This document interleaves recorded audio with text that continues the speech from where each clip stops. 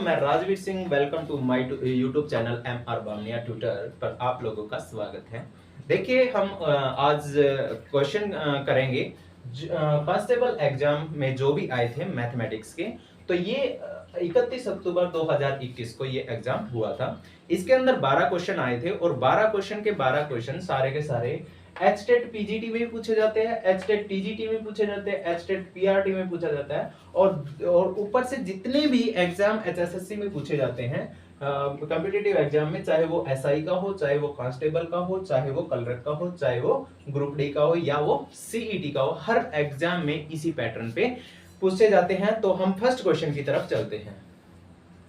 तो देखिए यहां पर क्या लिखा हुआ है, 64 की पावर 12 है और यहां डिवाइड में 4 रेज टू पावर 15 है। तो हम इसको कैसे लिख सकते हैं, 4 रेज टू पावर 15 लिख सकते हैं इक्वल टू 64। हम ये क्वेश्चन मार्क साइन लगा रखा है तो हमने ये इसकी वैल्यू निकालने की यहाँ पर क्या आएगा। तो हम मान लेते हैं कि यहाँ पर x है।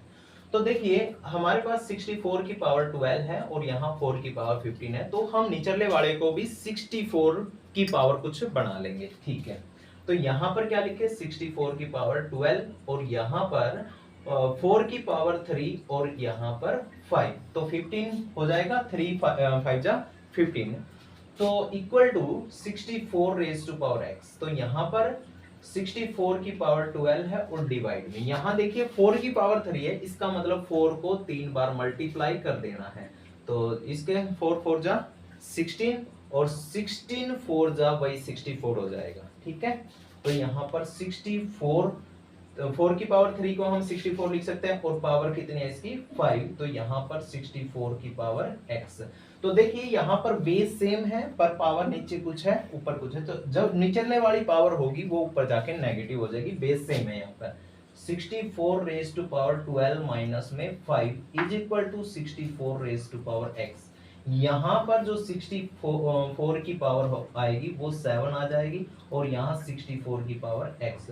तो यहाँ पर बेस सेम है, पावर यहाँ पे यहाँ 7 है यहाँ x है, तो इसका मतलब जब बेस की पावर कुछ है, बेस की पावर है, तो ये आपस में इक्वल हो जाएगी। तो इसका मतलब है x की वैल्यू 7 आ जाएगी, जो हमारा ऑप्शन होगा सी वो करेक्ट हो जाएगा। तो सेकंड क्वेश्चन की तरफ देखिए। सेकंड क्वेश्चन देखिए, एक जो इसको अगर आप खुद सोल्व करना चाहते हो तो वीडियो को पॉज करके इसको सोल्व कर सकते हो। अगर सोल्व होता है तो ठीक है, तो मैच करके देख लेना अपना आंसर, अदरवाइज जो नहीं आता हो तो यहाँ पे बोर्ड पे देख लेना। ओके, तो देखिए यहाँ पर हमारे पास है 1 2 2 7 6, तो ये हमारे पास 122 और 76 एक संख्या है और इसके डिवाइड में क्या है 1.55, तो हम इसको लिख सकते हैं 1.55 इज इक्वल टू 7920। तो हमारे पास से ये है।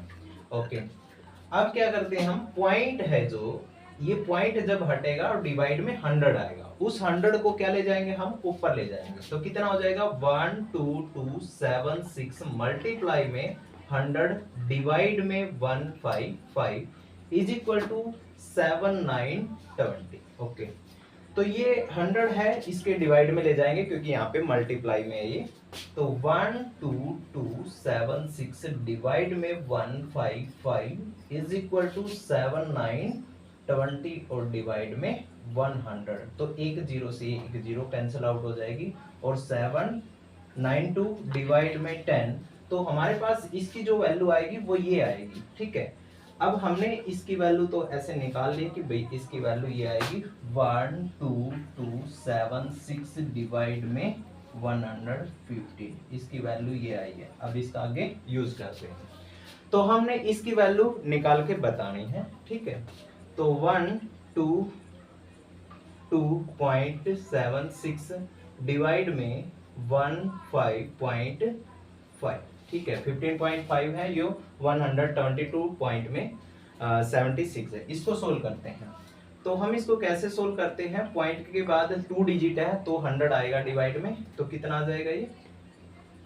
122 और 76 डिवाइड में 100 मल्टीप्लाई में यहाँ डिवाइड में कितना है 515, अब 5, तो ये पॉइंट के बाद 5 है तो हम क्या करते हैं, एक डिजिट है तो 10 आएगा, पर वो 10 ऊपर चला जाएगा, इसको और इसको कैंसिल कर देंगे, तो हमारे पास ये बचेगा 1 2 2 7 6 डिवाइड में 1 5 5 और मल्टीप्लाई में 1/10। देखो मैंने इसको थोड़ा सा अलग करके लिख दिया क्योंकि हमारे पास ये डायरेक्ट वैल्यू ये है, यहां पर पुट कर देंगे। ओके, तो कितनी है 792 डिवाइड में 10 और मल्टीप्लाई में 1/10। इन दोनों की नीचे वाले की मल्टीप्लाई करेंगे डिनोमिनेटर वाला की, तो 792 डिवाइड में 100, तो जब इसको डिवाइड करेंगे साइन 90 ये 100 से डिवाइड करेंगे तो हमारे पास 7.92 आंसर आ जाएगा, जो हमारा option C option is correct हो जाएगा।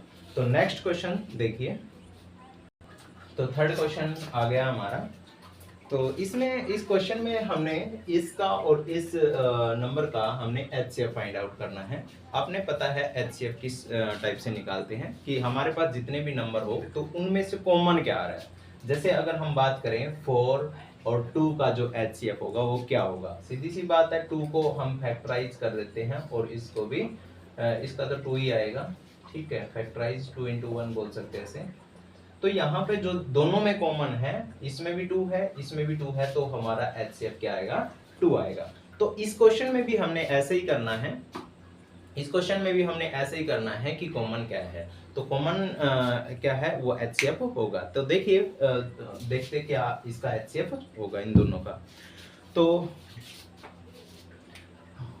एक्स स्क्वायर माइनस में ए एक्स और माइनस में ए प्लस 1, तो मैं इस माइनस को अंदर ही ले लेता हूं, एक को यहां सोल्व करते हैं और एक को यहां पे सोल्व करते हैं। एक्स स्क्वायर माइनस में ए एक्स माइनस में ए और माइनस अंदर जाएगा तो माइनस का 1, ठीक है।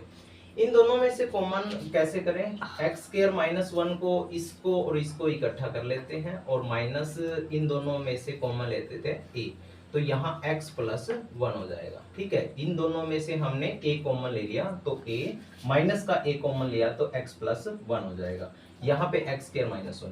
तो यहाँ पर जो x स्क्वायर माइनस 1 है इसको हम क्या लिख सकते हैं, x माइनस 1 और x प्लस 1। ये फार्मूला होता है जैसे a स्क्वायर माइनस में b स्क्वायर हो तो a माइनस में b और a प्लस में b होता है। ओके, तो हमने इसी बेस पे इसको चेंज कर लिया, तो माइनस में a और x प्लस का 1, तो दोनों में से एक ये 2 नंबर का प्रोडक्ट है, ये भी 2 नंबर का प्रोडक्ट है, तो हम इन दोनों में से x प्लस 1 को कॉमन ले लेते हैं, तो हमारे पास बचेगा x माइनस 1 और माइनस का a, तो हमारे पास ये 2 नंबर का प्रोडक्ट बच गया।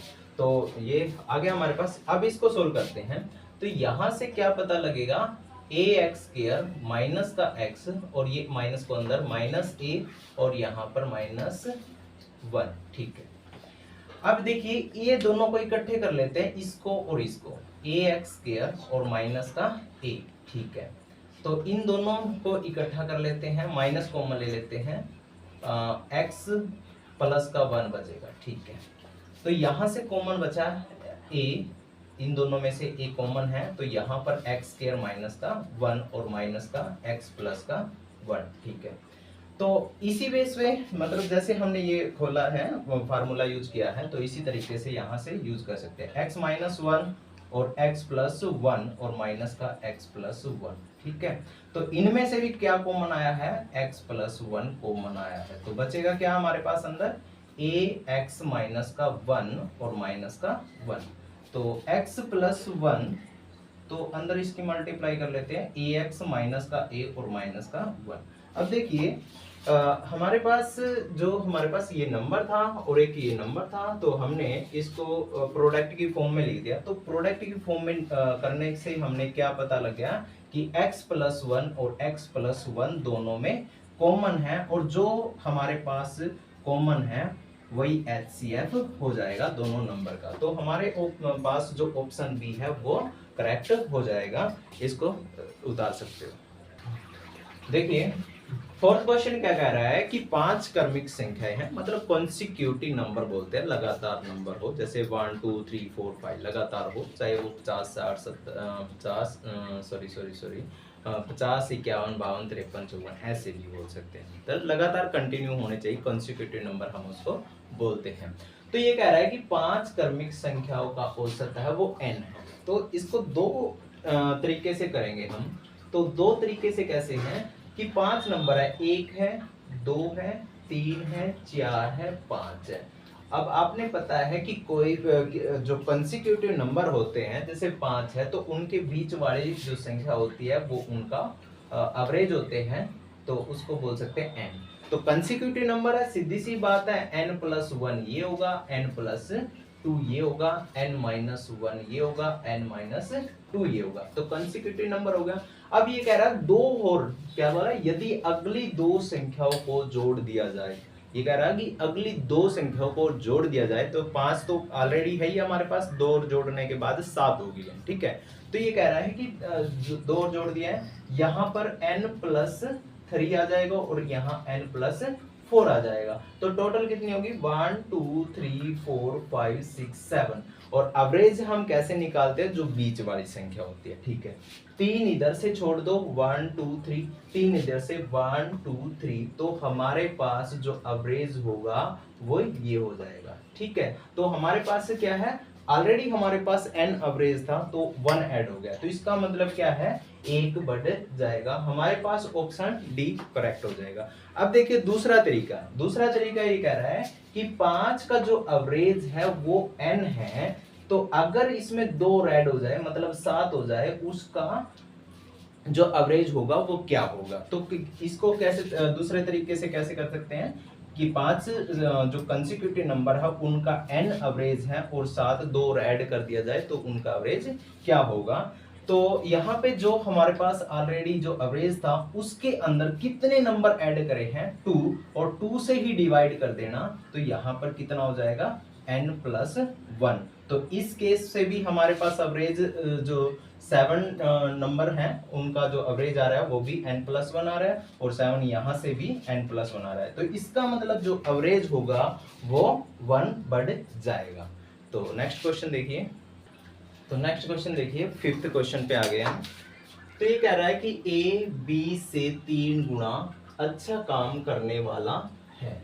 ए है जो वो बी से 3 गुना अच्छा काम करता है, और इसलिए ए एक काम पूरा करने में बी से 60 दिन कम समय लगता है, ठीक है। ए बी से 3 गुना अच्छा काम करता है, तो इसका मतलब ये हुआ कि ए की जो एफिशिएंसी वो ज्यादा है बी से। तो ए है जो वो एक काम को जो काम करता है वो बी से 60 दिन कम समय लगता है, ठीक है। तो एक साथ काम करते हुए इसे कितने समय में पूरा कर सकते हैं, जो अगर दोनों इकट्ठे काम करें तो कितने दिन में कर सकते हैं। तो देखिए ए और बी का जो रेशो होगा, यहाँ पर एफिशिएंसी लिख लेते हैं और यहाँ पर टाइम। तो सीधी सी बात है, यहाँ जो क्वेश्चन में कर रखा है कि ए बी से 3 गुना अच्छा काम करता है, तो 3 अगर ये अच्छा काम करता है तो ये 1, तो एफिशिएंसी होगी। टाइम इसका एफिशिएंसी का रेसिप्रोकल होता है। जो एफिशिएंसी ए की 3 है और बी की 1 है, तो टाइम रेसिप्रोकल हो जाएगा 1:3 हो जाएगा, ठीक है। ये आ गया हमारे पास। तो टाइम मान लो ये 1 दिन में काम पूरा कर देता है, तो ये कितने दिन में, 3 दिन में काम पूरा करेगा। तो यहाँ पर ये कह रहा है कि ए है ना वो बी से 60 दिन कम समय लेता है, तो यहाँ पर माइनस का 60 दिन। तो यहाँ पर डिफरेंस 60 का है, तो यहाँ पर डिफरेंस 2 का है। इसका मतलब जो 2 है वो किसके इक्वल है, 60 के इक्वल है। तो हमारे पास 1 किसके इक्वल होगा, 1 किसके इक्वल होगा, तो ये कट जाएगा, मतलब 60 डिवाइड में 2, यहाँ पर 30 आ जाएगा। तो एक काम है वो मतलब 1 किसके इक्वल होगा, 30 के इक्वल है। तो यहाँ पर देख सकते हैं इसकी मल्टीप्लाई 30 के साथ कर दे, क्योंकि 1 30 के इक्वल है, तो इसका मतलब क्या है, इन दोनों की मल्टीप्लाई 90। तो ये 90 दिन में काम पूरा करेगा, और ये मल्टीप्लाई भी 30 से कर लेते हैं, तो ये 30 दिन में। देखो ये किसी काम को ए 30 दिन में काम पूरा कर देता है, 30 दिन में, और बी उस काम को 90 दिन में पूरा करता है। तो ये भी बात कह रखी थी ना कि जो ए है वो 60 दिन कम में काम पूरा कर लेता है ए बी से। तो ये आ गया। अब ये कह रहा है कि ए और बी दोनों इकट्ठे काम करते हैं तो फिर कितने उन्होंने दिन लगेंगे। तो देखिए ऊपर क्या करना है, इन दोनों की मल्टीप्लाई कर देनी है और नीचे इन दोनों का सम कर देना 120। तो सीधी सा 3 चौके 12। तो यहाँ पर जो आया है 90 डिवाइड में 4 आया है। तो क्या करेंगे हम, 90 को 4 से डिवाइड कर लेते हैं। 4 दूनी 8, 1 0, 4 दूनी 8, 2 0। ठीक है, इसका मतलब क्या आया हमारा 22 और 2 डिवाइड में 4, ये जो रिमाइंडर बचा हुआ है इसके डिवाइड में 4।